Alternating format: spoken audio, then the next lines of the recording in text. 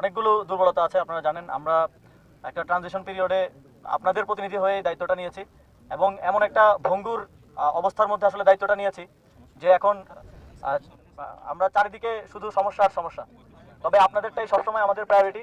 আপনারা দেখেছেন শহীদদের জন্য ইতিমধ্যে ঘোষণা হয়েছে এবং সেগুলোর বাস্তবায়ন দৃশ্যমান আছে, কিন্তু আপনাদের জন্য, আহতদের জন্য আমরা বিশেষ কিছু করতে পারিনি। বারবার যতবারই ক্যাবিনেট মিটিং হয়, প্রতি বৃহস্পতিবার ক্যাবিনেট মিটিং হয়, আমাদের অন্যতম একটা এজেন্ডা থাকে এটা।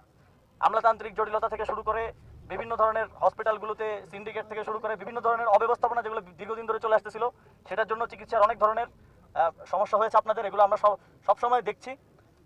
আপনারা দয়া করে আমাদেরকে ওই পরিবেশটা করে দেন, আমরা যাতে বসে একটা রূপরেখা আগামীকালকেই ঘোষণা করতে পারি এবং সেটা বাস্তবায়নটা ডিসেম্বরের মধ্যে করতে পারি। এবং বাস্তবায়নটা আমরা করব না, বাস্তবায়নটা আপনাদের আপনাদের মধ্য থেকে, একটু একটু শোনেন ভাই, আপনাদের মধ্য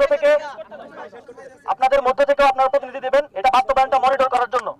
আপনাদের প্রতিনিধিরা মনিটর করবে। যদি কোনো জায়গায় কোনো কাজে অবহেলা হয়, আপনাদের প্রতিনিধিরা যেটা করতে বলবে আমাদেরকে, যদি করে, যদি কাউকে নতুন দায়িত্ব দেওয়ার প্রয়োজন পড়ে, আপনারা দেখেছেন একজন নতুন ডাক্তার, তিনি একজন অভিজ্ঞ ডাক্তার, তিনি পিজির ভিসি ছিলেন, এখন তিনি আমাদের স্বাস্থ্য প্রতিমন্ত্রী হিসেবে দায়িত্বে আছেন।